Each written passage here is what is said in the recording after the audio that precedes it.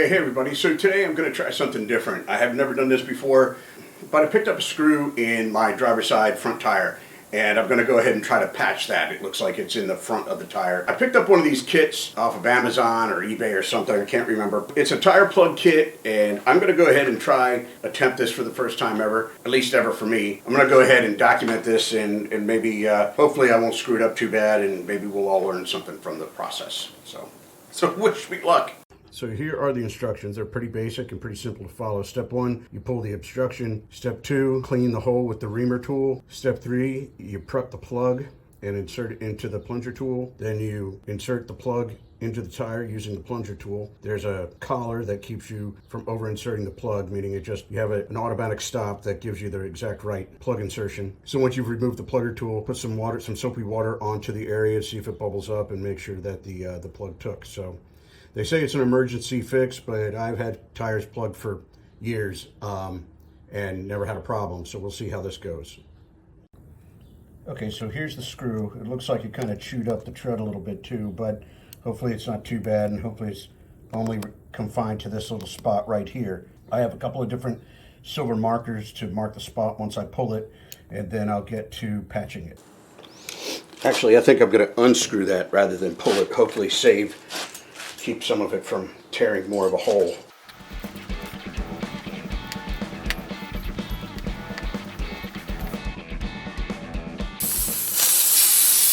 Yeah, can you hear it?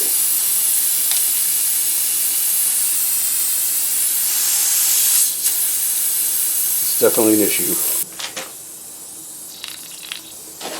Yeah, now you can see it popping. It's definitely leaking. It's a bigger hole than I expected. Or it's a bigger leak than I expected.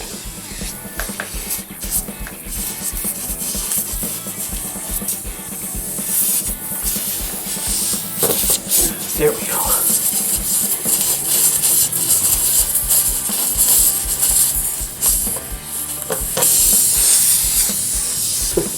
I don't think I'm going to have to mark it with a marker. It looks like it's pretty well.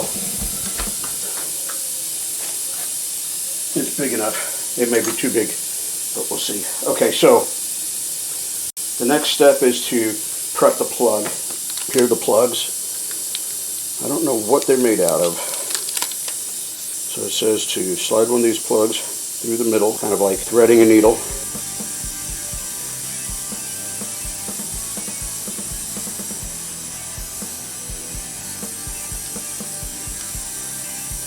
Okay, so the plunger has a little gap in there. So my assumption is once you push it through and pull it back out, slide out of the gap at the end and remain in the tire.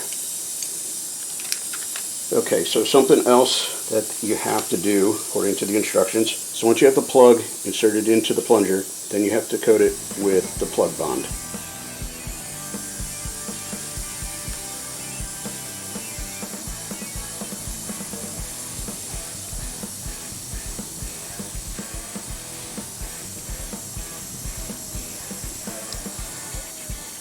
They say you only have to coat it in the middle section, and then insert it into the hole and allow that collar to stop you.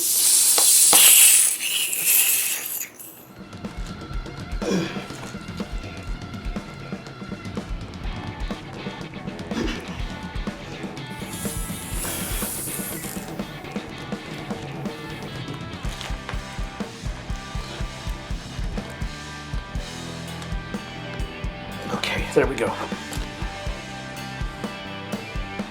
Okay, so it's in there. There's no bubbling on the goop, so maybe that's a good thing. It seems like there's a lot of goop left around.